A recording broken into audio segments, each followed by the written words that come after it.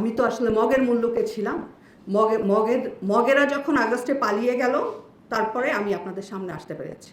আমি জানি না কোন আইনে আছে যে বাদীর সামনে আসামিকে রিমান্ডে জিজ্ঞাসাবাদ করা হবে। হারুনের ভাতের হোটেলে খাওয়ার ছবি, যে ইয়েলো টি শার্ট জুয়েল, এখানে সাদা পাঞ্জাবি ডান দিকে, সাদা পাঞ্জাবি, এটা হচ্ছে জুয়েলের অবৈধ গ্রামের রাজৌরের কবিরাজপুর ইউনিয়নের অবৈধ চেয়ারম্যান। স্বরাষ্ট্রমন্ত্রীর ভাই, ছোট ভাই খোকন, উনি আমাকে একাধিকবার ফোন দিয়ে আমাকে এসব বলেছে, থান্ডার থ্রেট যেটাকে বলে, যে মামলা কিন্তু আরও হবে। জুলাই মাসের আন্দোলন, জুলাই মাস পর্যন্ত জুয়েল আমাদেরকে থ্রেট করে গেছে।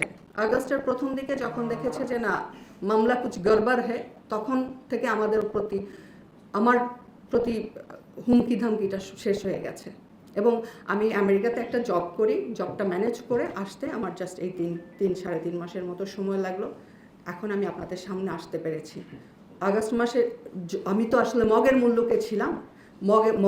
মগেরা যখন আগস্টে পালিয়ে গেল, তারপরে আমি আপনাদের সামনে আসতে পেরেছি। আমি আপনাদেরকে কিছু জুয়েল এবং ডিবি হারুন যা যা বলেছে আমার সম্পর্কে, কোনো কিছুর ভিত্তি ছিল না, কোনো প্রমাণ ছিল না। এক একজন এক এক রকম স্টেটমেন্ট দিয়েছে।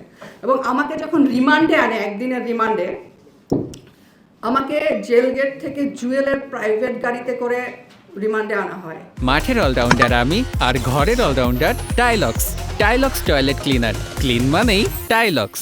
এটা কি কোনো কোথাও আইন আছে? আমি আমার যে আয়ও ছিল ওসি, তাকে আমি জিজ্ঞেস করি যে এটা সরকারি গাড়ি থাকবে, সেটা না হয়ে জুয়েলের গাড়িতে কেন আমাকে যেতে হবে, এটা আমি জিজ্ঞেসও করি।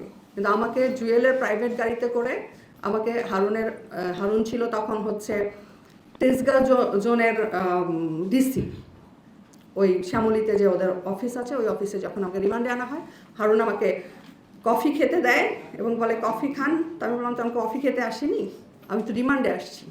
তখন সে বললো যে শোনেন, জুয়েল তখন সামনেই ছিল। আমি জানি না কোন আইনে আছে যে বাদীর সামনে আসামিকে রিমান্ডে জিজ্ঞাসাবাদ করা হবে। এবং আমাকে কোনো জিজ্ঞাসাবাদই করা হয়নি, শুধু বলছে যে যা হয়েছে ভুলে যান, ছেলেকে বাঁচাইতে চাইলে ছেলের তো লাইফ আছে, তার ভবিষ্যৎ বা তার লাইফ ঠিক করতে চাইলে আপনার নিজের লাইফ, আপনার মা একজন বৃদ্ধ মানুষ, সে জেল কাটতেছে, বাঁচাইতে চাইলে জুয়েল ভাই যেভাবে বলবে সেভাবে করবেন, যা বলবে তাই করবেন। মিলা যান আপনারা, আপনি আজ রাজি হয়ে যান জুয়েলের সাথে সংসার করার জন্য। তো রিমান্ডে আনার পর আমাকে হারুনের কথা বলে, এবং আমাকে যখন জুয়েল জেল থেকে বের করে গৃহবন্দী করে রাখে, তখন জুয়েলের ফোন দিয়ে মাঝে মাঝে নেতাদের সাথে কথা বলতো, হারুনের সঙ্গে কথা বলতো, এবং হারুনকে আমাকে ধরায় দিত। এবং হারুন আমাকে খুব ঠান্ডা থ্রেট দিত যে যেমনি আসেন এমনিই থাকেন, বাইরের কারোর সাথে যোগাযোগ বা কাজ করা এগুলোর কথা কখনো চিন্তা করবেন না, জুয়েল ভাই যেমনি চালাইতে সামনেই চলেন। ইভেন স্বরাষ্ট্রমন্ত্রীর ভাই, ছোট ভাই খোকন, উনি আমাকে একাধিকবার ফোন দিয়ে আমাকে এসব বলেছে, থান্ডার থ্রেট যেটাকে বলে, যে মামলা কিন্তু আরও হবে। সো জুয়েলের এত পাওয়ারটা, একজন সাংগঠনিক নেতা না হয়েও জুয়েলের পাওয়ারটা কোত্থেকে আসছে আপনারা ছবি দেখলেই বুঝবেন।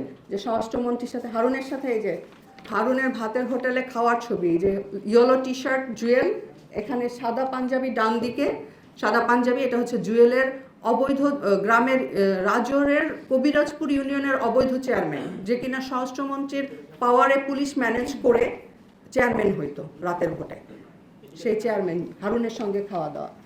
এবং জুয়েল যেসব কথা বলেছে, তাকে আমি ব্ল্যাকমেল করে বিয়ে করেছি। আমি তো প্রথমেই বললাম মাহিনের সাথে আমার পারিবারিক ছবিও আছে, যার সাথে আমার 15 বছর 16 বছর ধরে যোগাযোগ।